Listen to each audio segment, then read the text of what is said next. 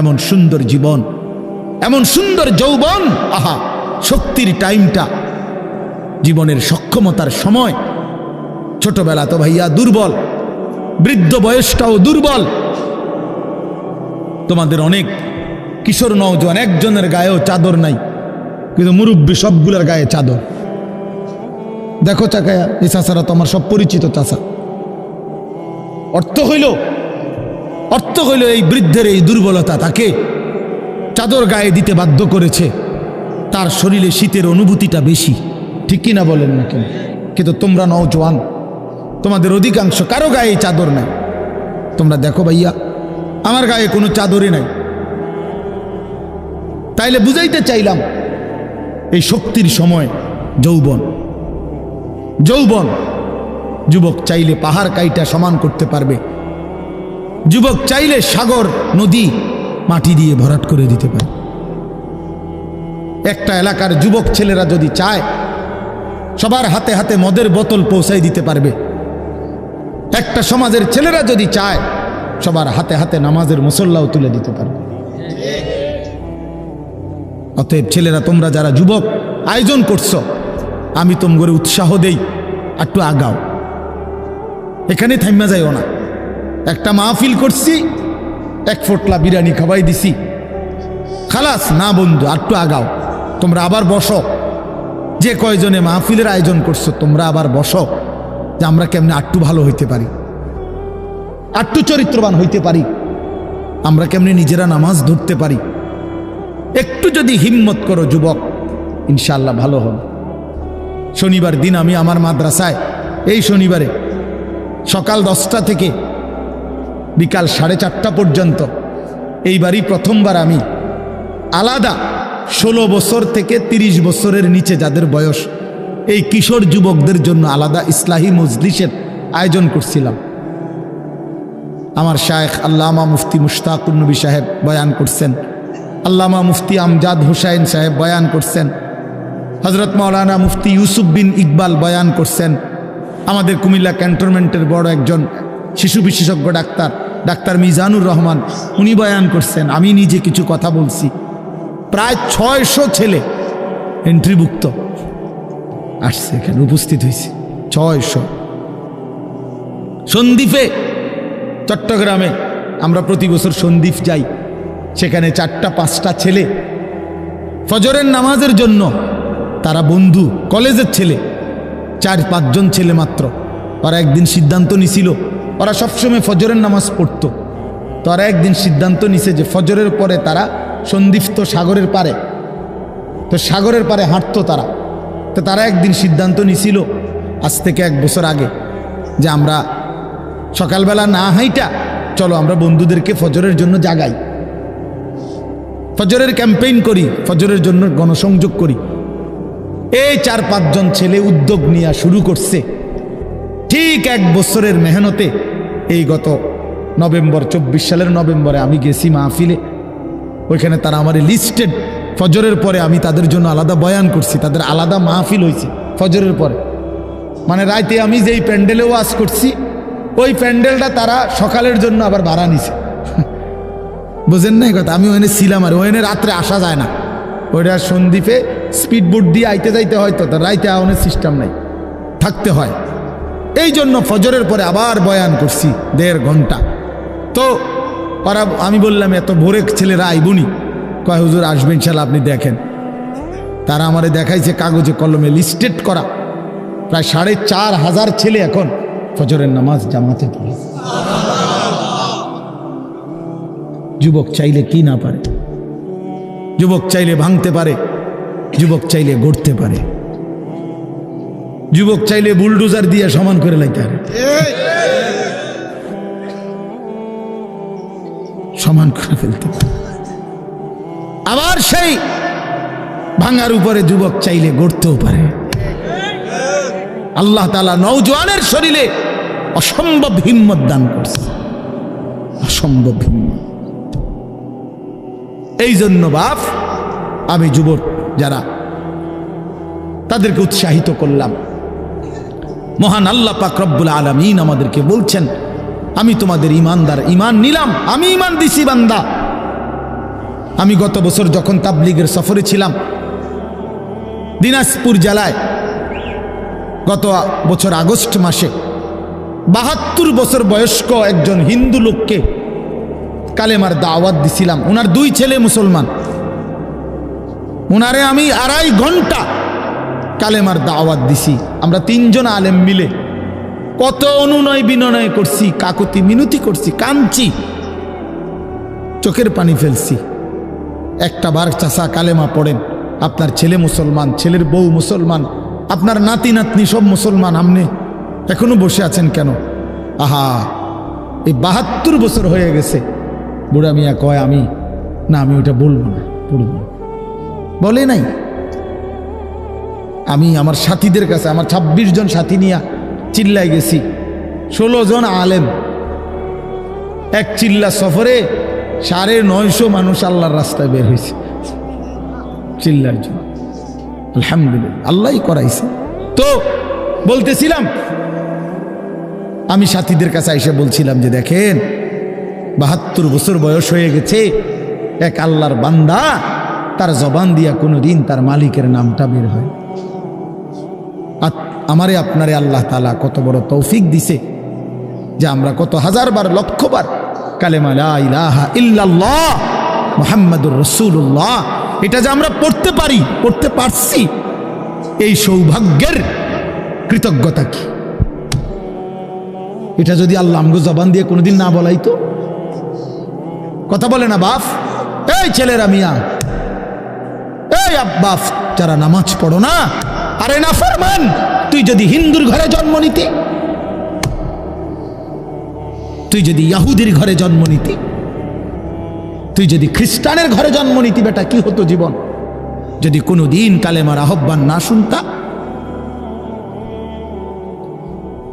তুমি তো মুসলমানের ঘরে জন্ম নিয়া এভাবে ইমানকে ফেলে দিলা, মুসলমানের ঘরে জন্ম নিয়ে এভাবে নামাজকে প্রত্যাখ্যান করলা। ছি ছি ছি ছি, তোমারে দেখে তো হিন্দুও হাসবে, তোমারে দেখে তো ইহুদিও হাসবে, তোমারে দেখে তো খ্রিস্টানও হাসবে, যে দেখছো হয় নাকি শ্রেষ্ঠ জাতি, ওদের ধর্ম নাকি শ্রেষ্ঠ ধর্ম, ওদের ধর্ম কোরআন নাকি শ্রেষ্ঠ কিতাব, ওদের শ্রেষ্ঠ ধর্ম ওদেরই পছন্দ হয় না, ওদের শ্রেষ্ঠ কিতাব ওরাই পড়তে পারে না। তো এটা কিসের শ্রেষ্ঠ? কথা বলেন না। তাহলে আমি তো আমার ধর্মের অপমান। কথা বলেন না, আমি আমার ধর্মের অপমান না, আমি আমার কোরআনের অপমান। এজন্য তোমরা যারা বেনামাজি ছেলে, তোমরা ধর্মের অপমান। তোমাদের যাদের চুল বেঈমানের মতো, তোমরা মুসলমান ধর্মের অপমান। তোমরা, তোমাদের কারণে আমার ধর্ম লজ্জিত, তোমাদের কারণে ধর্ম বেইজ্জতি হয়েছে।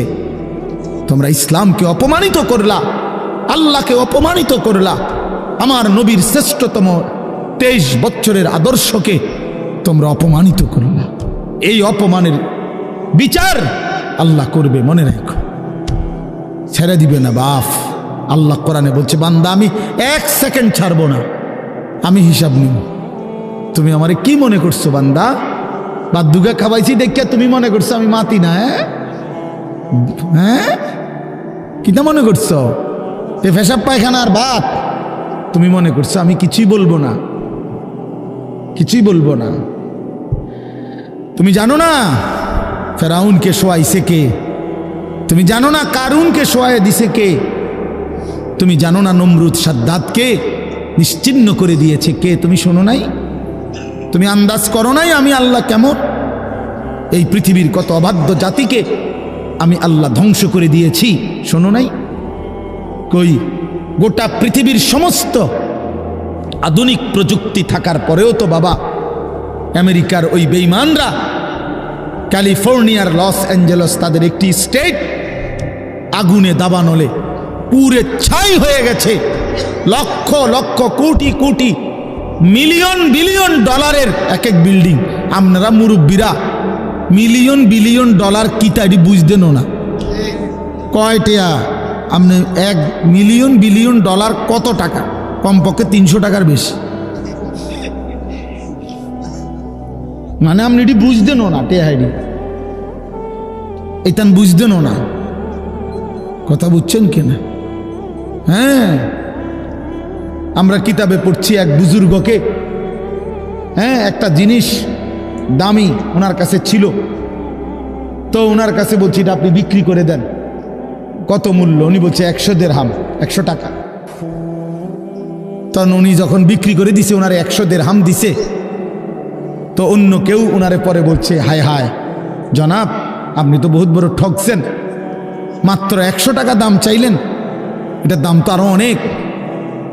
তো উনি বলছেন, আল্লাহর কসম, 100 টাকার উপরে, 100 দিরহামের উপরে কোনো সংখ্যা আছে? আমার তো এটা জানা নেই, আমার তো এর উপরে কিছু জানা নাই। হ্যাঁ, আমার মেজো বোনের বিয়ে যখন হয়েছিল, মেজো বোন, আমি তখন প্রাইমারি শেষ করে মাদ্রাসায় ভর্তি হয়েছি, এই সময় আমার বোনের বিয়ে হয়েছে। তো বোন জামাই যখন ওই আগে ছোটবেলায় বিয়ের দিন বোন জামাই যখন আসছে, তখন শরবত খাওয়াইছি যে গেইটে নাকি, তখন কিছু টাকা দিতে হয় না, যে শরবত খাওয়ায় তারে। তো আমারে 100টা টাকা দিছে উনি প্রথম। তো এগুলা নাকি ওনার কাছে আরও টাকা ছিল, তো এগুলো ওই আর একটু সাফাসাফি করলে আরও দেয়, আরও কিছু দেয়, না মানলে আরও দেয়, এমনি এমনি নিয়ম ছিল। আমার 100 টাকা দিছে, আর এটা দেখে আমি একটা দৌড়ে আইয়া লাগছি। আমার পুরো মনে আছে, একেবারে কসম, আমার পুরো এখনো মনে হইলো আর এই কথাটা। আমার একেবারে আমার ভাই, চাচাতো ভাইটাই বা অন্যরা এত দমকাইছে, বেউকুফ, 100 টাকা লইয়া দৌড় দিয়ে আইয়া লাগছ। আমি বলছি, আমি তো আসলে এর চাইতে বেশি টাকা জীবনে আর দেখি নাই। তো বলতে চাইলাম, হাজার হাজার কোটি কোটি মিলিয়ন ডলারের এই বাড়ি ভবন, এগুলো পৃথিবীর সর্বাধুনিক প্রযুক্তি দিয়ে, অত্যাধুনিক প্রযুক্তি থাকা সত্ত্বেও, আধুনিক সরঞ্জামাদি থাকার পরেও বাফ আল্লাহর দেওয়া আযাবে আগুনে যখন জ্বলছে, এই কয়দিন হইল কোনো বেঈমানে 1 সেকেন্ডের জন্য আগুন নিভাইতে পারে নাই। 14,000 ফায়ার সার্ভিস কর্মী একসাথে আপনার পানি দিছে, আরো বাড়ে, আগুন আরো বাড়ছে। তার মানে বোঝা গেল, বাবা, পৃথিবীর কারো শক্তি মূলত কোনো শক্তি না, আল্লাহর শক্তির সামনে, আল্লাহর ফয়সালার সামনে। আল্লাহ যদি ভালো রাখে তাইলেই ভালো থাকা। হ্যাঁ, আপনার টাকা তো আছে 1000 কোটি টাকা, কিন্তু আপনার ফেডে অসুখ, আপনি টেহা দিয়ে কিনবেন। আপনার টাকা তো আছে লক্ষ কোটি টাকা, কিন্তু আপনার তো ডায়াবেটিস, আপনি কিনবেন টাকা দিয়ে কি করবেন? আপনি 7,000 ধন হইলেও কি লাভ হবে আপনার? এই জন্য আমি অনুরোধ করছি, আমরা মোমেন, আল্লাহ আমাদেরকে বলছে এটাই কথা, সকলেই আল্লাহর কথা শুনবে এটা জরুরি না, এবং সবার সৌভাগ্য হবে এটাও জরুরি না। আসমানের ফয়সালা, আল্লাহ তাআলার ফয়সালা। আল্লাহর কথা বলতে পারা এটাও সৌভাগ্য, শুনতে পারা এটাও সৌভাগ্য, ইন্তেজাম করতে পারা এটাও সৌভাগ্য। যালিকা ফদলুল্লাহি ইউতিহি মান ইয়াশা। আল্লাহ তাআলা বলছেন, এটা আল্লাহ তাআলার ফজল, অনুগ্রহ, দয়া, তিনি যাকে ইচ্ছে করেন দিয়ে থাকেন,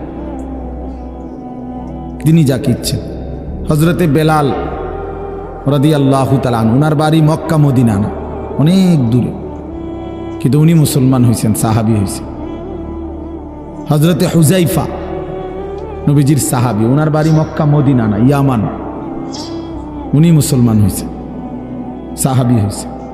হযরতে সালমান, ওনার বাড়ি মক্কা মদিনা না, ওনার বাড়ি ইরান, পারস্য, তো উনি সেখান থেকে আল্লাহ আনাইছে, উনি কালেমাওয়ালা হয়েছে। হযরত আবু হুরায়রা রাদিয়াল্লাহু তাআলা, বিখ্যাত সাহাবী, সবাই নাম জানে, আবু হুরায়রার নাম সবাই জানেন না?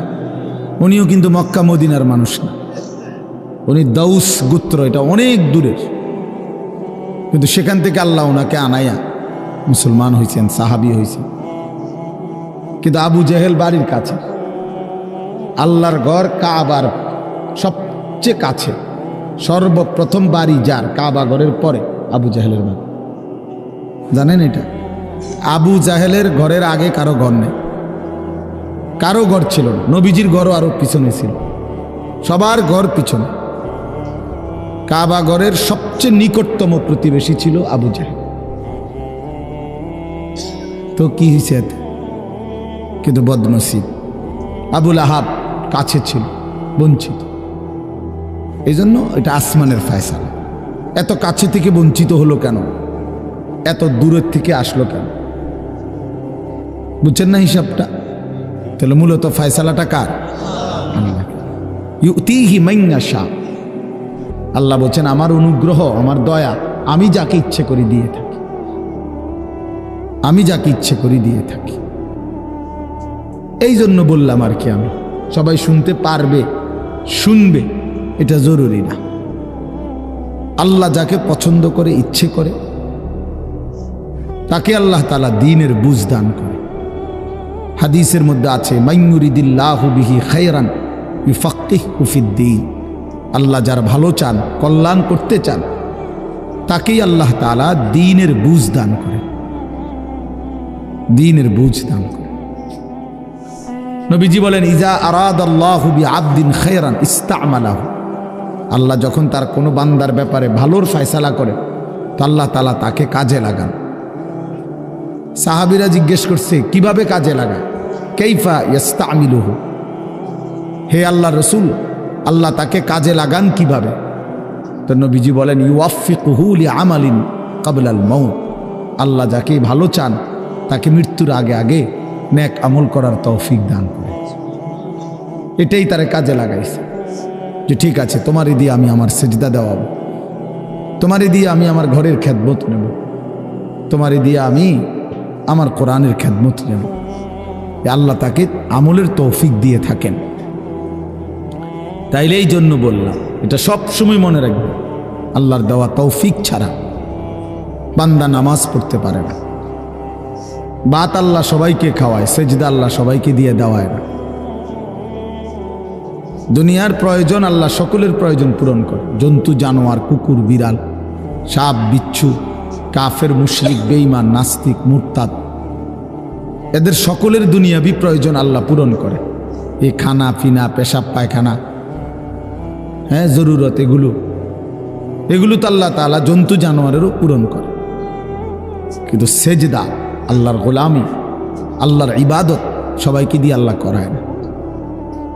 আল্লাহ যাকে পছন্দ করে, ইচ্ছে করে, তাকেই আল্লাহ তাআলা তার দ্বীনের জন্য কাজে লাগায়, আল্লাহর ইবাদতের তৌফিক দান করে। এই জন্য এটা সব সময় মনে রাখতে হবে। নবী সাল্লাল্লাহু আলাইহি ওয়াসাল্লাম দোয়া করতেন যে আল্লাহ আমার ইবাদত, আপনার ইবাদত সুন্দরভাবে করার জন্য আপনি আমার সাহায্য করেন।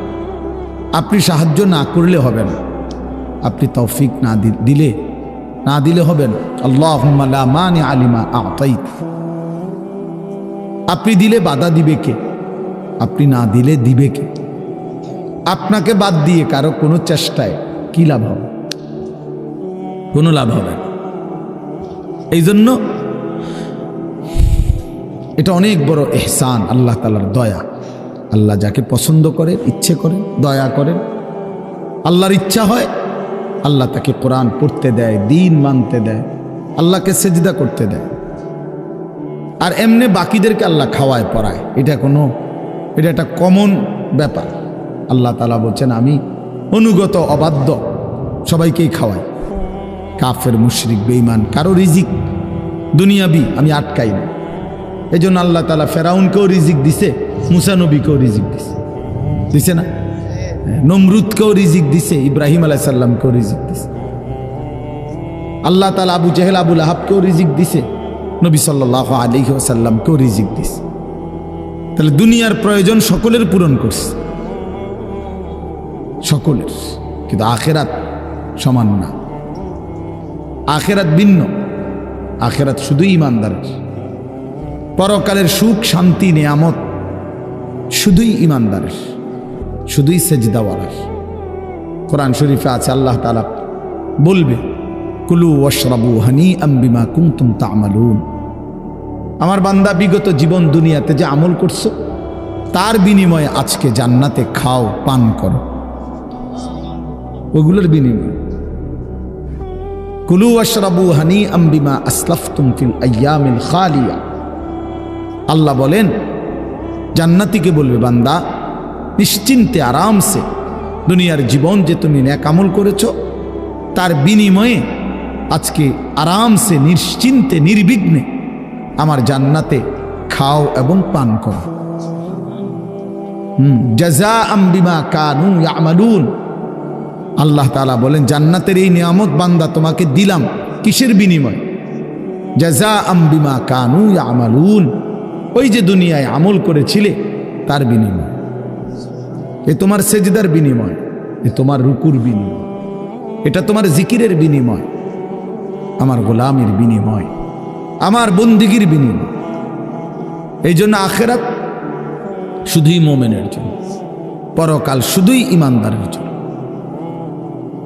এই জন্য আল্লাহ তাআলার তৌফিক ছাড়া বান্দা আমল করতে পারে না, নামাজ পড়তে পারে না, সেজদা দিতে পারে না।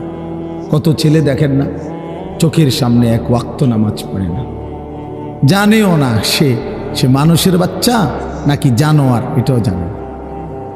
হাইওয়ান কিনা না মানুষ বলতে পারে না। কে পাঠাইলো, কেন পাঠাইলো, কে সৃষ্টি করলো, কেন সৃষ্টি করলো, কি জন্য আসলো, কিচ্ছু জানে না, কিছুই জানে না। লক্ষ্য উদ্দেশ্যহীন, গন্তব্যহীন এক পাগল, মাতাল, ছাগল, যা মন চায় তাই করে, যা মন চায় তাই।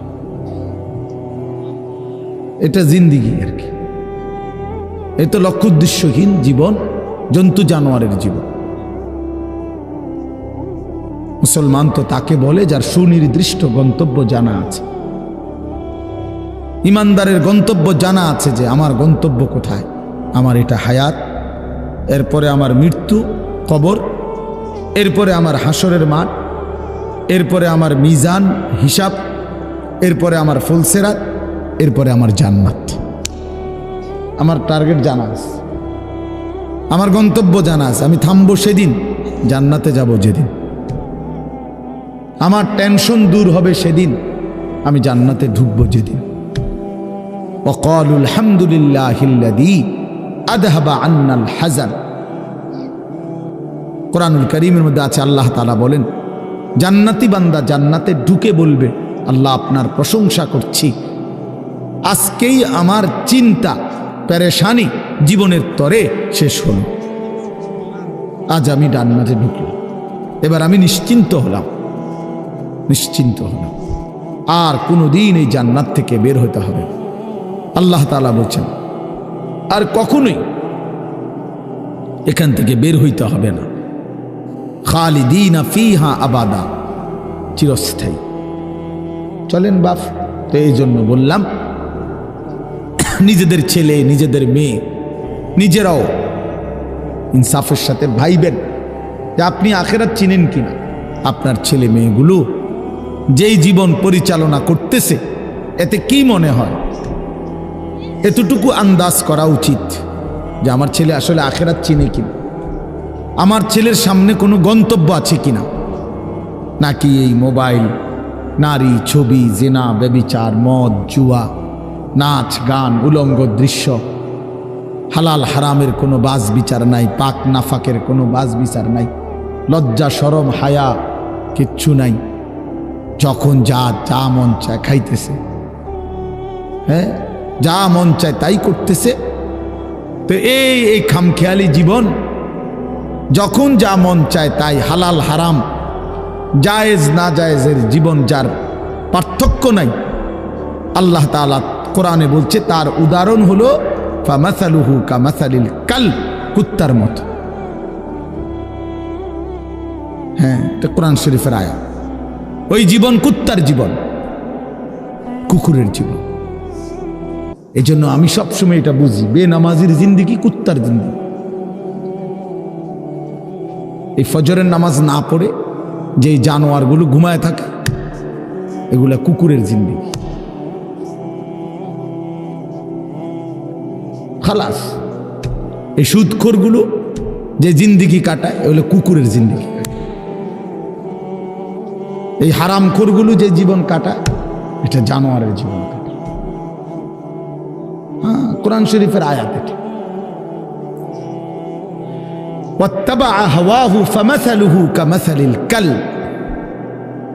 আল্লাহ বলছে মনের ইচ্ছা মতো যে চলে, আল্লাহর হুকুমের পরোয়া করে না, হালাল হারাম এর পার্থক্য যে মানে না, আল্লাহ বলছে তার উদাহরণ কামাসালিল কালব, কুত্তার মতো, কুকুরের মতো। ইন তাহমিল আলাইহি ইয়ালহাস আও তাতরুকহু ইয়ালহাস। আল্লাহ বলছে কুকুরের স্বভাব, দৌড়ানি দিলেও জিব্বা লম্বা করে হাঁফায়, ছেড়ে দিল দাঁড়ায়া দাঁড়ায়া জিব্বা লম্বা করে হাঁফায়, জিব্বা লম্বা করে হাঁফায়, এমন করে। এ কুকুরের স্বভাব। পেলেও অতৃপ্ত, না পেলেও অতৃপ্ত, থাকলেও অশান্তি, না থাকলেও অশান্তি। কারণ হারাম করছে, নাফরমান যে, আল্লাহর অবাধ্য যে, পাক নাফাক, হালাল হারাম, যার কাছে সুদ আর ব্যবসা একই রকম মনে হয়, সে কি মানুষ নাকি? যার কাছে আপন বউ পরের মহিলা সমান মনে হয়, নিজের বউও দেখে, মানুষের বেডিও দেখে, তো তার কাছে কি কোনো হালাল হারামের পার্থক্য আছে কি? তো সে জানোয়ার না, তো জানোয়ার কে? সে জানোয়ার না, তো জানোয়ারটা কে? তাইলে বলে ইনসাফের কথা বলে, নাহলে বিচারে কন কি কয়। এজন্য এটা সবসময় মনে রাখবেন, জওয়ান হন আর বুড়া হন, আমি হই আর আপনি হন, হালাল হারামের পার্থক্য যার মধ্যে নাই, কুকুরের মধ্যে কোনো হালাল হারামের পার্থক্য নেই, কুকুরের মধ্যে পাক নাফাকের কিছু নেই, কারণ যেহেতু সে জানোয়ার। কিন্তু মানুষ যে ইনসান, তার সৃষ্টিগত সত্তার মধ্যে হালাল হারামের অনুভূতি থাকতে হবে। মুসলমান তাকেই বলবে যার মধ্যে জায়েজ না জায়েজের পার্থক্য আছে, হালাল হারামের অনুভূতি আছে, পাক নাফাকের অনুভূতি আছে। কোরআনুল কারীমে আল্লাহ তাআলা এটা বলছেন। এজন্য নবীজি বলছেন আল হালালু বাইয়িন ওয়াল হারামু বাইয়িন। যেটা হালাল এটা স্পষ্ট, যেটা হারাম এটাও স্পষ্ট। নবীজি বলেন আমি অন্ধকারে রেখে যাই নাই উম্মতকে, একটা সেকেন্ডের জন্য আমি আমার উম্মতকে আড়ালে রেখে যাই নাই, সব কিছু আমি স্পষ্ট বলেছি। হালালগুলোও পরিষ্কার করে দিছি, হারাম যা তাও স্পষ্ট করে দিয়েছি। 24 ঘন্টার যাবতীয় কর্মকাণ্ড আমি আল্লাহ স্পষ্ট করে দিয়েছি। ওই দেখেন ওই অপদার্থ ছেলেটার দিকে দেখেন, এক নজরে মোবাইলের দিকে তাকায় রয়েছে, কারে বলে কি ওয়াজ করে এর কোনো খবর। এটা ধরে রাখছে মোবাইল, এক নজর একদিকে হালাল। এবার ওয়াজ হয়, কারে বলে কি বলে, আমার এত কিছু দরকার কি, আমি আর আমার মোবাইল। এই জিন্দেগি, এই ছেলে পেলেদের আকসারের জীবন এটা। 24 ঘন্টা পৃথিবীতে তার একটাই জিনিস, সেটা হলো একটা মোবাইল। এটাই তার মা, এটাই তার বাবা, এটাই তার আত্মীয়, এটাই তার স্বজন। মোবাইলেই হাসে, মোবাইলেই কাঁদে, মোবাইলেই আবেগ, মোবাইলেই অনুভূতি, সব কিছু জীবনের মোবাইলটার উপর। কোত্থেকে আসলো, কে বানাইলো, কে সৃষ্টি করলো, কেন পাঠাইলো, কে আমারে বানাইলো, আমি কোত্থেকে আসলাম, কেন রাত হয়, কেন দিন হয়, আমার কোনো দায়িত্ব আছে কিনা আমার আল্লাহর পক্ষ থেকে, কিচ্ছুর কোনো সামান্যতম বুঝ বুদ্ধি আকল দিমাগ কিচ্ছু না। 365 দিন, এক বছরে কোনো দিন নামাজ পড়ে না, তারও কিছু মনে পড়ে না, কেউ তারে মনে করাইও দেয় না। কই তার বাপ কেডা, তার মা কি, কেউ একটু বলেও না যে কিরে বাপ তুমি যে এক ওয়াক্ত নামাজ পড়ো না, তুমি মুসলমানের বাচ্চা হইলা কেন, তুমি মানুষের বাচ্চা হইলা কেন। তার মা একটাবার বলে না, মায়ে কেমন, সন্তানেই কেমন। আমার খুব আফসোস লাগে, এটা খুব আফসোস লাগে। মাঝে মাঝে মনটা চায় যে কি আসলে কি মুসলমান এত পাষাণ হইল কেমন? বাপে কেমন, সন্তানেই কেমন, মাই কেমন, মেয়েটাই কেমন। কেউ পর্দা করেন, মাও বেপর্দা, মেয়েও বেপর্দা। বাপ ফুত জি ছেলে মেয়ে সবাই মিললে টেলিভিশন চায়, একসাথে নাচ গান নর্তকীর ছবি নাটক সিনেমা দেখতেছে। ছি ছি ছি ছি, কত নিকৃষ্ট মুসলমান, কত বেশরম বেহায়া নির্লজ্জ হইলে এত বড় বেশরম হইতে পারে? আত্মমর্যাদা, আত্মসম্মান,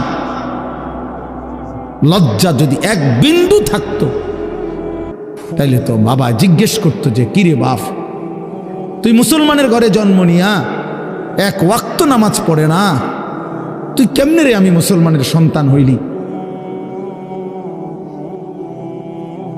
তুই মুসলমানের ঘরে সন্তান হইলি কেমন? আরে এইটা তো আগে বোঝাপড়া করার বিষয় ছিল। তোর বিদেশ, তোর চাকরি, তোর দাখিল, তোর এসএসসি বেড়া এডি বাদ দে বেড়া, থো বেড়া এডি পরের কথা বেড়া। আগে তুই মুসলমানের বাচ্চা কিনা আগে এটা বল বেটা। তোর নামাজের বোঝাপড়া কর আগে বেটা। কিসের তোর বিদেশ, আবার কিসের তোর দেশ? তোর চাকরি দিয়ে আমি করব কি? তোর ব্যবসা দিয়ে আমি করবো কি? তোর উপার্জন খাইয়া আমি করবো কি বেটা? তুই তো হারাম কর, তুই তো নাফরমান। এতটুকু যদি বিবেক বাবার না থাকে, সেটা কেমন বাপ? এ কেমন অভিভাবক? এ কেমন মুসলমান মা বাবা যাদের হৃদয়ে এই কথা আসলো না? আপনার তো উচিত ছিল আগে এই বুঝাপড়া করা। আগে ছেলের সাথেই বুঝাপড়া করেন। তুই মুসলমানের বাচ্চা কিনা আগে এটা বল। মুসলমানের বাচ্চা 16 বৎসরে এক ওয়াক্ত নামাজ ছাড়া থাকে কেমন? কথা বলেন, ইনসাফ কি বলে? ইনসাফের কথা বলেন, বিচারের কথা বলেন। ছেলেগুলোকে আপনারা এভাবে ছেড়ে দিলেন, আর তোমরা ছেলেরাও বাবা এইভাবে নষ্ট হয়ে গেল। অনাদরে, অবহেলায় এমন সুন্দর জীবন, এমন সুন্দর যৌবন, শরীর, স্বাস্থ্য সব শেষ করে দিলা। একবারও মনে পড়ল না তোমারও তো শেষ আছে বাপ। রাত যেমন ভোর হয়, দিন যেমন রাত হয়, তোমারও হায়াতও একদিন শেষ হয়। প্রতি ঘন্টা, মিনিট, সেকেন্ড যায় মানে তোমার হায়াত যায়, আমার হায়াত যায়, ঠিক না? তো আল্লাহ আমাদেরকে বুঝ দান করেন। এজন্য বাপ আমরা ভাবা উচিত, আমাদের এটা ফিকির করা উচিত। এ ছোটরাও, বড়রাও, মাঝ বয়সীরাও, এত লাগাম ছাড়া মানুষ হয় না। মুসলমানের জীবন এত বড়, জন্তু জানোয়ারের মতো হওয়ার কথা না বাবা। হ্যাঁ, গুনাহ হইতে পারে, গুনাহ আমারও আছে, আপনাদেরও আছে, গুনাহ হইতে পারে, হবে। সেটা হলো হুঁচট খাওয়া। মানে চলার পথে আমি 10 কিলো পথ হাঁটলাম, আমি 30 কিলো পথ গেছি এক জায়গা থেকে আরেক জায়গায়। তো এই চলার পথে হয়তো একবার আধবার পড়ে যাইতে পারি, পিছলা খাইতে পারি, ঠিক আছে, এটা হইতে পারে। কিন্তু আমি বুঝি 30 কিলোমিটার একেবারেই পড়ে রইলাম, পিছলা খাইয়া রইলাম। তাহলে ভুল আমার হইতে পারে, গুনাহ আমার হইতে পারে। আমার 6 মাসে কোনোদিন নামাজ ছুটে যাইতে পারে। আমি জীবন চলার পথে কখনো কাউকে রাগ করতে পারি, গালি দিয়া লাইতে পারি। এটা তো হওয়া স্বাভাবিক, হইতে পারে। কিন্তু লাগাতার প্রতিদিন একরকম, এটা মুসলমান? কথা বুঝছেন কিনা আমার? আপনি বুঝি এখানে প্রত্যেকদিন মিশা কথা কইবেন, আপনি বুঝি প্রতিদিন সুদ খাইবেন, আপনি বুঝি প্রত্যেক দিন ওজনে কম দিবেন, এটা বুঝি মুসলমান? আপনি বুঝি একদিনও নামাজ পড়তেন না, আপনি বুঝি 365 দিনে কোনোদিন ফজরের নামাজ পড়তেন না, এটা মুসলমান? তো এটা তো হুচট খাওয়া না, এটা তো গাদ্দারি। এটা তো ইচ্ছা করে ঠান্ডা মাথায় ধীরে সুস্থে ভেবে চিনতে আল্লাহর সাথে গাদ্দারি করতেছে, আল্লাহরে বুড়া আঙ্গুল দেখাইতেছে যে দেখো কইলা কেন সেজদা দিতাম না, চাই কিতা করতাম। আল্লাহ বলবে অসুবিধা নাই বান্দা, বাতে না খাও, আর তো বেশি কিছু না, দুগা খানাই তো খাও আর গুম যাও, খানা তো কুত্তাও খায়। তবে মনে রাখো কবরে আইসো একটা লাথি দেওয়া মু ফেরেস্তারে দিয়া, একটা লাথি, এক লাথিতে বুঝবা আমার নাফরমানির শাস্তি কি। কাল্লা সাউফা তা'লামুন সুম্মা কাল্লা সাউফা তা'লামুন। আল্লাহ বলে বান্দা কবরে আইসো, আমি বুঝায় দেব আমার নাফরমানির শাস্তিটা কি। ফেরেশতা দুই কান বরাবর, আল্লাহর নবী বলছেন নাফরমানের কবরে ফেরেশতা ফায়াদরিবু দারবাতান বাইনা উযুনাইহি, দুইটা কান বরাবর ঘাড়ের মধ্যে প্রত্যেকটা আঘাত করবে লোহার হাতুড়ি দিয়ে। ফায়াসিহু সাইহাতান, নাফরমান কবরে এত জোরে চিৎকার করবে ইয়াসমাউহা মান ইয়ালিহি ইল্লা সাকালাইন। আল্লাহর নবী বলেন দুনিয়াবাসী মানুষ এবং জিন ব্যতীত আল্লাহর সব সৃষ্টি ওই বেঈমানের কবরের চিৎকার শুনতে পাবে, এমন জোরে চিৎকার দিবে। একটা একটা আঘাত এভাবেই চলবে কিয়ামত পর্যন্ত, এভাবেই চলবে কিয়ামত পর্যন্ত। আল্লাহর নবী সাল্লাল্লাহু আলাইহি ওয়াসাল্লাম বলেন নাফরমান পাপীকে যখন কবরে রাখা হবে, তিনটা প্রশ্নের উত্তর যখন নাফরমান দিতে পারবে না, সাথে সাথে কবর তারে এত জোরে একটা চাপ দিবে, একটা চাপ দিয়া ডান পাশের মাটি বাম দিকে, বাম দিকের মাটি ডান পাশে চলে আসবে। হাত্তা তাখতালিফা আদলাউহু, আল্লাহর নবী বলেন ডান পাশের পাজরের হাড্ডি ভাইঙ্গা বাম পাশে ঢুকে যাবে, বাম পাশের হাড্ডিগুলো ভাইঙ্গা ডান পাশে ঢুকে যাবে। নবীজি দেখায় দিছে হাত্তা তাখতালিফা আদলাউহু, এইভাবে দুই আঙ্গুল একটা যেমন আরেকটার মধ্যে ঢুকে যায়, আল্লাহর নবী বলেন এভাবে পাজরের হাড্ডি একটা আরেকটার মধ্যে ঢুকে যাবে। কি বাপ মনে করছো তোমারে এমনে এমনে ছেড়ে দিব? কি মনে করছো যার ভাত খাইলা তার বুঝি হিসাব দিতে হবে না? কি মনে করছো মুফত এটা? হ্যাঁ, কার পানি পান করেছ, কার ভাত খেয়েছ, কার আসমান, কার জমিন, কার চন্দ্র, কার সূর্য ব্যবহার করেছ বান্দা? কার এটা? তোমার আব্বার? শরীরটা তোমার বাপের নি, চোখ নাক কান তো তোমার আল্লাহর।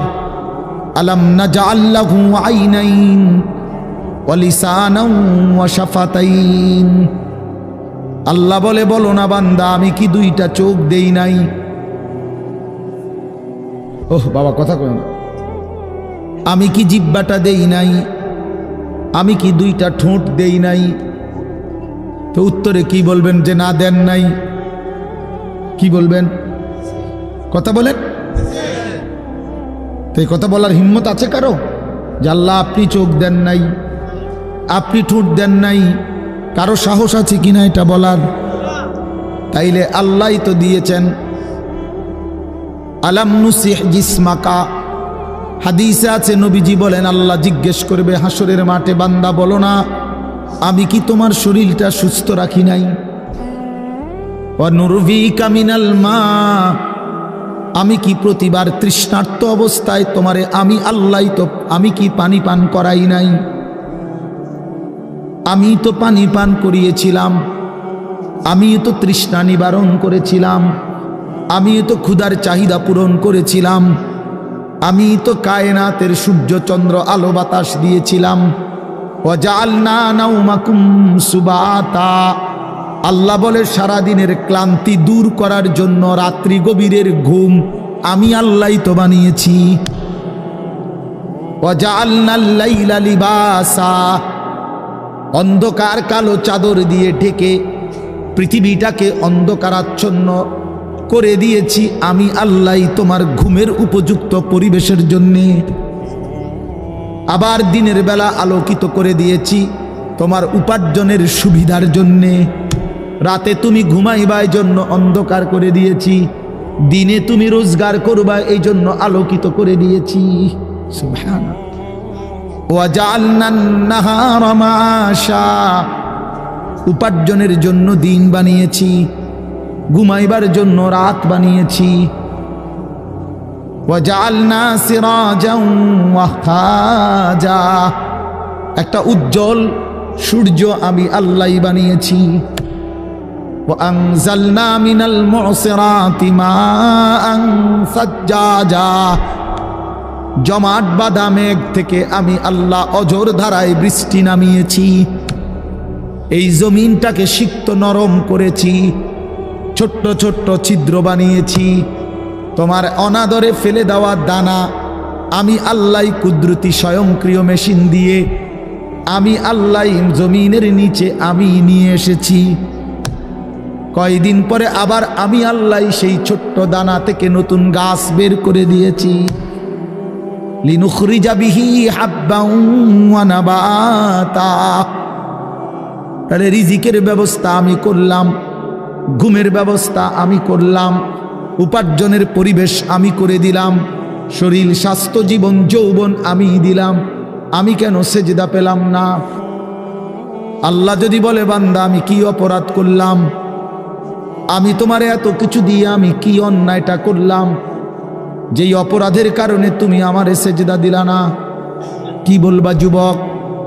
নাফরমান যুবক কি বলবা? অসভ্য যুবক যে নামাজ পড়ো না, হাইওয়ান তুমি কি বলবা? তুমি মানুষ না জানোয়ার? বেনামাজি তুই মানুষ না জানোয়ার? বল, মানুষ না জানোয়ার বল বেটা। অনেক বেহায়া এখনো হাসে এইখানে, এত বড় অসভ্য বেহায়া, এই বেহায়া এখনো হাসে। চিন্তা করছো নি? হ্যাঁ, এত বড়, এত নির্লজ্জ, এত বড় অসভ্য যে এখনো হাসে। অর্থ হইল আমারই কয়, বুঝেন নাই? বুঝতেছে সে আমারই কয়। আহ আহ, আমার মনে হয় কুকুর রে কইলে কুকুর মাথা নামাইলে। আহা, আমাদের সন্তানদের হালাত কত নাজুক, চিন্তা করে দেখে। মুসলিম সমাজে বসবাস করে, বাপ মুসলমান, মা মুসলমান, চারিদিকে মসজিদ, চারিদিকে মাদ্রাসা, কত দাড়িওয়ালা, টুপিওয়ালা, পাঞ্জাবিওয়ালা প্রতিদিন মসজিদের মিনারা থেকে উচ্চ কণ্ঠে মাইকের হর্ন দিয়ে আজান হইতেছে। এত বেশি মাইক, হর্ন, মসজিদ, মাদ্রাসার পরিবেশের মাঝখানে থাইকাও এটা কত বড় গাদ্দার, কত বড় গাদ্দারা নাফরমান। এত সুন্দর চারদিকে মসজিদ, মাদ্রাসা, আলেম ওলামা, দাড়ি টুপি, মাদ্রাসার পরিবেশের ভেতরে থাইকাও জানোয়ারে একটা সেজদা দেয় না। কত বড় নিকৃষ্ট জানোয়ার, চিন্তা করছে। এই বাপ, এমন সন্তান পাইলা কবরে যাই আফসোস ছাড়ার কিচ্ছু নেই। আজকে যদি এই আফ্রিকার জঙ্গলে থাকতো তাহলে হয়তো যে বাবা এত বড় আফ্রিকার জঙ্গলে ছিলাম যেখানে কোনো দিন কোনো আজান হয় নাই, যেখানে কোনো মসজিদ দেখি নাই, মাদ্রাসা দেখি নাই, আল্লাহ চিনব কোত্থেকে? আমি তো আফ্রিকার জঙ্গলের ভিতরে থাকতাম। বলেন, একটা ছেলে বলেন, এই ছেলেগুলো বেনামাজি যে ছেলেগুলো, এদেরকে জিজ্ঞাসা করেন যে বাবা তুই কি আল্লাহ চিনলি না, না রাসূল চিনলি না? তুমি বাবা কি মসজিদ চিনলা না, মাদ্রাসা চিনলা না? কোনোদিন কি কোরআন দেখলা না? কারো লাশ, কারো জানাজা, কারো কবর কিছুই দেখো নাই? কিচ্ছুই তোমার কলজার মধ্যে কোনো এক বিন্দু কোনো বিবেক অনুভূতি জাগাইলো না? শুধু নারী, শুধু একটা মোবাইল, শুধু একটা ছবি, শুধু একটা অশ্লীল দৃশ্যের কাছে হেরে গেলা। ছেলেরা বলো বাবা, তোমরা বলো, কার কাছে হাইরা গেলা? কেমনে হাইরা গেলা তুমি? তোমার বাপ মুসলমান, মা মুসলমান, তোমার ঘর মুসলমান, তোমার দাদা দাদি, নানা নানি, চাচা মামা, ফুফা খালু সব মুসলমান। তোমার এলাকার চারদিকে আজান হয়, তোমার মহল্লার প্রত্যেক গলিতে গলিতে মাদ্রাসা আছে। কোরআনের ঘর আছে, তোমারই কোনো না কোনো চাচাতো ভাই, মামাতো ভাই, ফুফাতো ভাই, আত্মীয় কেউ না কেউ হাফেজে কোরআন আছে, আছে না? তালেবে ইলম আছে, মাদ্রাসায় পড়ুয়া আছে। এত কিছু দেখার পরেও যার কলিজায় এক ওয়াক্ত নামাজ পড়তে মন চায় না, তার দিল পাথরের চাইতে শক্ত, তার দিল জন্তু জানোয়ারের দিলের চাইতে নিকৃষ্ট। কারণ এ বড় শক্ত হারামি, মনে রাখে। সে কিছুই মনে করে না আল্লাহকে, কিছুই মনে। এত মসজিদ মাদ্রাসা, এত নামাজ রোজার এত চিহ্ন দেখাও তে কয় যে আমি কিছুই বিশ্বাস করি না। আমি বিশ্বাস করি আমার জীবন হইল মোবাইল, আমার জীবন হইল নারী, আমার জীবনের অর্থ হইল ছবি, আমার জিন্দিগির মাকসাদ হইল উলঙ্গ ছবি দেখা, নর্তকী দেখা, জিনা ব্যভিচারের দৃশ্য দেখা, মদের আড্ডা, জুয়ার আড্ডা, নারীর আড্ডা, কোনো অশ্লীল মেয়ের পিছনে জীবনটা শেষ করে দেওয়া, খালাস। আমি বুঝছি এটাই জীবন। কিসের মসজিদ, কিসের মাদ্রাসা, কিসের আল্লাহ, কিসের রাসূল, আমি এগুলা বুঝি না। এতটা উল্টে গেল কেন? এত বড় লানত হলো কেন বলেন বাবা? অতএব আপনাদের কাছে অনুরোধ করলাম, আপনারা আপনাদের বিবেককে নিয়ে ভাবেন। তোমরা ছেলেরাও বাবা রাগ হইও না, বুঝতে শিখো বাবা।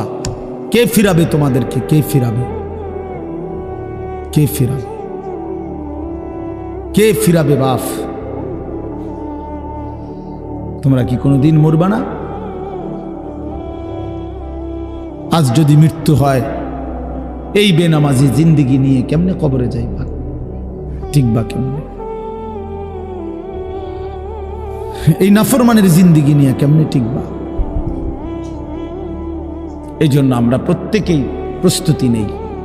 যদি ভাবতে শিখি, বুঝি, সামান্য অনুভূতি জাগে, তাহলে এই অনুভূতিটাকে কাজে লাগাবার, একটা জনের গুনাহ মাফ করে নতুন করে নিজেকে আল্লাহর ইবাদত, ঈমান, আমলের দ্বারা সজ্জিত করার একটা শ্রেষ্ঠতম সিজন, মৌসুম আসতেছে, সেটা হলো মাহে রমজান।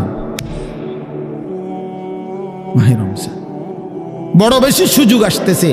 আল্লাহ যদি দয়া করে হায়াত দেয়, তো পিছনের সব গুনাহ মাফ করিয়ে নতুন সাজে নিজেকে সজ্জিত করার, আখিরাতের রঙে রঙিন করার, জান্নাতের রঙে নিজেকে গড়ে তোলার এক শ্রেষ্ঠতম মাস মাহে রমজান। রমজান মানে অন্য কিছু, রমজান মানে ভিন্ন কিছু। রমজান মাসে মানে নিজেকে বদলানোর মাস, রমজান মানে নিজেকে পরিবর্তনের মাস, রমজান মানে নিজেকে আখিরাতের রঙে রঙিন করার মাস, রমজান মানে আল্লাহ তাআলার মহব্বতে, রাসূলুল্লাহ সাল্লাল্লাহু আলাইহি ওয়াসাল্লামের মহব্বতে ডুবে যাওয়ার মাস। এটা আমাদের সামনে।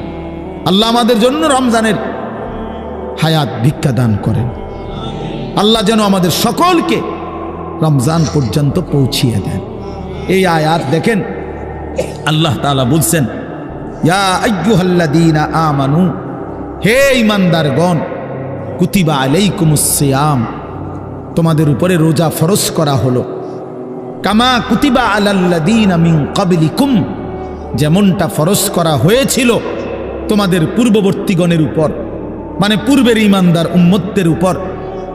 কেন ফরজ করা হলো রোজা? উদ্দেশ্য কি? আমি আল্লাহর, লাআল্লাকুম তাত্তাকুন, যেন তোমরা মুত্তাকি হতে পারো, মুত্তাকি হইতে পারো, আল্লাহ ভীরু হইতে পারো। আর মুত্তাকি হলে কি লাভ হবে? উইদ্দাত লিল মুত্তাকিন, আল্লাহ বলে জান্নাত বানানোই হয়েছে মুত্তাকিদের জন্য। মুত্তাকি হবে তো জান্নাতি হবে, জান্নাতি হবে। এই আয়াতটার অল্প একটু কথা, আমি এই আয়াতটাই পড়ছি, সূরা বাকারার 183 নম্বর আয়াত, দ্বিতীয় পারা, দ্বিতীয় সূরা। এটার উপর আর একটু কথা বললে আমার কথা শেষ। আমরা আমাদের যদি পরিবর্তন চাই, পরিবর্তনের সুযোগ মাহে রমজান। আমরা যদি আখিরাত সাজাইতে চাই, আমাদের জন্য শ্রেষ্ঠ সুযোগ মাহে রমজান। আমরা যদি ঘুরে দাঁড়াইতে চাই, আমাদের জন্য শ্রেষ্ঠ সুযোগ মাহে রমজান। মাহে রমজান, আল্লাহ নাফরমানির এই জিন্দিগি আমি ছেড়ে দেব, আপনার রঙে রঙিন হব, তাইলে শ্রেষ্ঠতম সুযোগ মাহে রমজান। মাহে রমজানের মধ্যে অসম্ভব শক্তি আছে, মাহে রমজানের মধ্যে অসম্ভব পাওয়ার আছে। আল্লাহ বলছে, রমজানে বান্দা আইসো আমার কাছে, রাত দিন 24 ঘন্টা আমি আল্লাহ জাহান্নাম থেকে মুক্তি দিতে থাকব। ওতাখাউ মিনান নার, জাহান্নাম থেকে মুক্তি দেব, সারা রাত মুক্তি দেব, সারা দিন মুক্তি দেব। রমজানের প্রতি ঘন্টা, প্রতি মিনিট, প্রতি সেকেন্ড হীরা মণি মুক্তা জহরতের চাইতেও কোটি গুণ বেশি দাম, কোটি গুণ বেশি দাম। আল্লাহ তাআলা সেই মহিমান্বিত রমজান আমাদের সামনে আনতেছেন। আর মাত্র 18-19 দিনও বাকি নাই। এই অল্প কয়টা দিন বাবা, আমাদের উচিত রমজানের জন্য অধীর আগ্রহে মহব্বতের সাথে আল্লাহর কাছে হায়াত ভিক্ষা চাওয়া, যে আল্লাহ এত কাছে আইনা মৃত্যু দিয়েন না, কবরে নিয়েন না, আর কয়টা দিন হায়াত দেন, রমজান পর্যন্ত পৌঁছিয়ে দেন। আল্লাহুম্মা বারিক লানা ফি রাজাব ওয়া শাবান ওয়া বাল্লিগনা রমাদান। আল্লাহ তাআলা বলেন ইয়া আইয়ুহাল্লাযীনা আমানু। দেখেন এই একটি আয়াতে আল্লাহ 4টা কথা বলছে। একটা হলো হে ঈমানদারগণ, 2 নাম্বার হলো তোমাদের উপরে রোজা ফরজ করা হলো, 3 নাম্বার হলো যেমনটা ফরজ করা হয়েছিল পূর্ববর্তীদের উপরে, 4 নাম্বার হলো যেন তোমরা মুত্তাকি হতে পারো। কয়টা কথা হলো? এই 4টা কথার আমি 4টা আলগা সংক্ষিপ্ত একটু ব্যাখ্যা বলি। 1 নাম্বার হলো হে ঈমানদারগণ, এটা আল্লাহ আমাদেরকে ডাক দিয়েছেন। তাফসীরের মধ্যে আছে আদম আলাইহিস সালাম থেকে নিয়ে আমাদের নবী পর্যন্ত, ইতিপূর্বে আমাদের নবীর আগে যত নবী পৃথিবীতে আল্লাহ পাঠাইছেন, ওই নবীদের উপরে যারা ঈমান আনছিল ওই নবীদের আমলে, তাদের কাউকে কোনোদিন আল্লাহ তাআলা এই শব্দ দিয়ে হে ঈমানদারগণ ইয়া আইয়ুহাল্লাযীনা আমানু বলে ডাক দেন নাই। আগে সর্বপ্রথম আমাদের নবী, আখিরি নবী, আল্লাহর বন্ধু, আমাদের নবীর ভালোবাসায় আল্লাহ তাআলা বলছে বন্ধু, বিগত কোন নবীর ঈমানদার উম্মতকে আমি যেই শব্দে ডাকি নাই, এই প্রথম আপনার ভালোবাসায় আপনার ঈমানদার উম্মতকে আমি ইয়া আইয়ুহাল্লাযীনা আমানু এই নতুন শব্দে ডাক দিলাম। হে ঈমানদারগণ, হে ঈমানদার তোমরা আমার। তাফসীর ইবনে কাসিরের মধ্যে আছে যে ঈমানদার সে আল্লাহর বন্ধু, যে মুমিন সে কার বন্ধু? আল্লাহর বন্ধু। আল্লাহর বন্ধু, মুমিনের বন্ধু আল্লাহ, আল্লাহর বন্ধু মুমিন, আল্লাহর বন্ধু মুমিন। এই জন্য তাফসীরে লিখছে হে ঈমানদারগণ, এই কথার আরেকটা তর্জমা এটা, হে আমার বন্ধুগণ। আল্লাহ যেন ডাক দিয়া বলছে হে আমার বন্ধুগণ, তোমরা আমার বন্ধু, তোমরা আমার। আমি বানাইছি বহু জনেরে, তোমগরে বানাইছি আমার জন্য, আমার জন্য। তোমরা আমার, তোমরা আমারে মেনে নিয়েছ, তোমরা আমার কালেমা পড়েছ, তোমরা আমার রসুলকে মেনে নিয়েছ, অতএব তোমরা আমার। তোমাদের কালেমা লা ইলাহা ইল্লাল্লাহ মুহাম্মাদুর রাসূলুল্লাহ এটা আমি গ্রহণ করলাম, গ্রহণ করে আমি নিলাম, এই জন্যই আমি তোমাদেরকে ডাক দিলাম। তুমি বলছো আমি এনে ভর্তি অমুক, ওই যে আমারে মোহাম্মদে বলছে তার ছোট ভাই হাফেজ মুশাররফ কয় আমারে আজকে বলল যে হুজুর ভর্তি করামু আপনার মাদ্রাসায়, তো কি কোন সময় আমু, ফরম নিয়ম কানুন কি? আমি এত কথা তোমার দরকার কি, হাতে ভর্তি হইব সারছে তো আর কি। তার মানে আমি বলতে চাইছি তারে কি বুঝাইলাম, তোমার এত নিয়ম কানুনের দরকার কি, আমি তারে নিলাম, খালাস আমি ভর্তি নিলাম। তাইলে অর্থ হইল আল্লাহ তাআলা বলছেন বান্দা তোমার কালেমা আমি নিলাম, তোমার ঈমান আমি নিলাম, এই জন্য আমি তোমার মুমিন বলে ডাক দিলাম।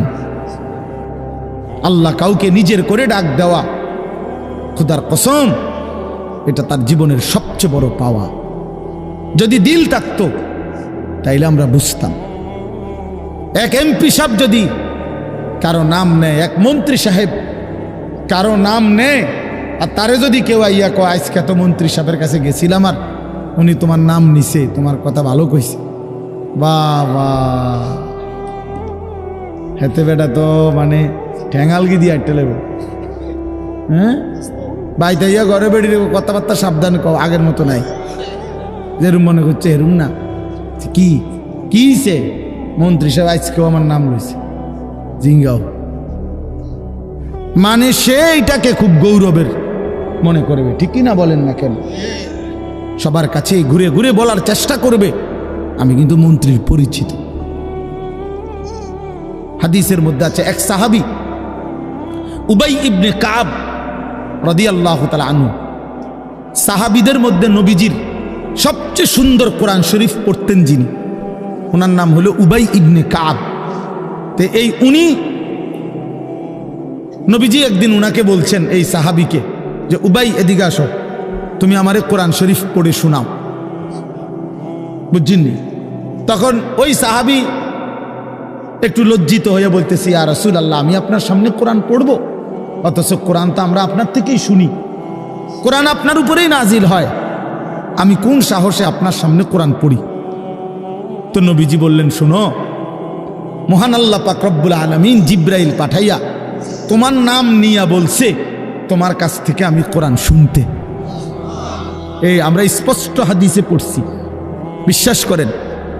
এই সাহাবী এটা শুই না 3 বার জিজ্ঞাসা করছে নবীজিরে, আওয়াসাম্মানি আল্লাহ, ইয়া রাসূলুল্লাহ বললেন কি আমার আল্লাহ আমার নাম নিছে? আমার নাম? আরে কোন কি আপনি? নবীজি বলল, হ তোমার নামে তো দিছে। উনি আবার জিজ্ঞাসা করছে, ইয়া রাসূলুল্লাহ সত্যি বলছেন আমার নাম নিয়েছেন আল্লাহ? বলছে, হ তোমার নাম। আবার জিজ্ঞাসা করছেন, হাদিসের স্পষ্ট শব্দ আছে ফাবাকা। 3 বারের পরে এই সাহাবী খুশিতে আনন্দে চিৎকার করে কাঁদতে শুরু করছে আর বলতেছি, ইয়া রাসূলুল্লাহ, এক গোলামের কি পরিমাণ সৌভাগ্য, তার মুনিব তার নাম নিয়েছে। তা আমরা আমাদের কালেমার কি পরিমাণ সৌভাগ্য, আমরা একবার বলেছি কালেমা, আল্লাহ আমাদেরকে ডাক দিছে, ইয়া আইয়ুহাল্লাযীনা আমানু, হে আমার কালেমা ওয়ালারা, তোমরা আমার, তোমরা আমার, আমি তোমাদের ঈমান নিলাম, আমি তোমাদেরকে ডাক দিলাম। এক মুমিনের কি পরিমাণ খুশি হওয়া উচিত আপনি শুনেন। 29 নম্বর পারায় একটা সূরা আছে, সূরায়ে মুরসালাত। এই যে এর আগে একটা সূরা আছে, সূরায়ে দাহার, কোরআনুল কারীমের 76 নম্বর সূরা, 2 পৃষ্ঠাওয়ালা ছোট সূরা। এই সূরাটার মধ্যে জান্নাতের বর্ণনা সবচেয়ে সুন্দর, মানে জান্নাতের বর্ণনা হৃদয় কারা এই সূরাতে আছে। এই সূরাটা যেদিন নবীজির উপরে নাজিল হয়েছে, সেদিন নবীজির সামনে একজন কালো রঙের সাহাবী বসা ছিলেন। ওয়াইন্দাহু রাজুলুন আসওয়াদ, কালো একজন রঙের সাহাবী বসা ছিল, উনি বসা ছিলেন। এই সময় এই সূরাটা নাজিল হয়েছে, নবীজি উনাগরে শুনাইছে সূরাটা। তো এই সূরার মধ্যে জান্নাতের এমন হৃদয়গ্রাহী বর্ণনা, এই সাহাবীটা সামনে যিনি বসা কালো রঙের সহজ সরল সাহাবী, উনি এই সূরা এটা শুইনা জান্নাতের আশায় খুশিতে একটা চিৎকার দিছে, এক চিৎকারে হাদিসে আছে উনি ওইখানেই ইন্তেকাল করছে, এখানে। তখন আল্লাহর নবী বলেন, ওয়াল্লাহি লাকাদ আখরাজা নাফসা সাহিবিকুমুশ শাওকু ইলাল জান্নাহ। নবী বলেন, আল্লাহর কসম, জান্নাতের প্রবল আকাঙ্ক্ষায় তোমাদের বন্ধু জীবন দিয়ে দিল। নিকাল যায় দম তেরে কদমোं के नीचे, यही दिल की हसरत, यही दिल की आरजू है। এটা উর্দু শের আর কি, অর্থ হইল, হে প্রিয়তম, তোমার পায়ের নিচে জীবন দিলাম, জান দিয়ে দিলাম, আর এটাই ছিল আমার সারা জিন্দেগীর তামান্না, দিলের আকাঙ্ক্ষা, যে তোমার জন্য আমি জীবন দেব, আর সেটাই দিয়ে দিলাম। নিকাল যায় দম তেরে কদমোं के नीचे, তোমার কদমের নিচে আমার জান গেল। এহি দিল কি হাসরত, এটাই ছিল দিলের আকাঙ্ক্ষা। এজন্য আজকে ছেলেরা কোথায় জীবন শেষ করে দিচ্ছ? এমন সুন্দর জীবন, এমন সুন্দর যৌবন, আহা, শক্তির টাইমটা, জীবনের সক্ষমতার সময়। ছোটবেলা তো ভাইয়া দুর্বল, বৃদ্ধ বয়সটাও দুর্বল। তোমাদের অনেক কিশোর নওজোয়ান একজনের গায়েও চাদর নাই, কিন্তু মুরব্বী সবগুলোর গায়ে চাদর, দেখো চাকায়া, এই চাচারা তো আমার সব পরিচিত চাচা। অর্থ হইল এই বৃদ্ধের এই দুর্বলতা তাকে চাদর গায়ে দিতে বাধ্য করেছে। তার শরীরে শীতের অনুভূতিটা বেশি, ঠিক কিনা বলেন না কেন? কিন্তু তোমরা নওজোয়ান, তোমাদের অধিকাংশ কারো গায়ে চাদর নাই। তোমরা দেখো ভাইয়া, আমার গায়ে কোনো চাদরই নাই। তাইলে বুঝাইতে চাইলাম এই শক্তির সময় যৌবন। যুবক চাইলে পাহাড় কাইটা সমান করতে পারবে, যুবক চাইলে সাগর নদী মাটি দিয়ে ভরাট করে দিতে পারে।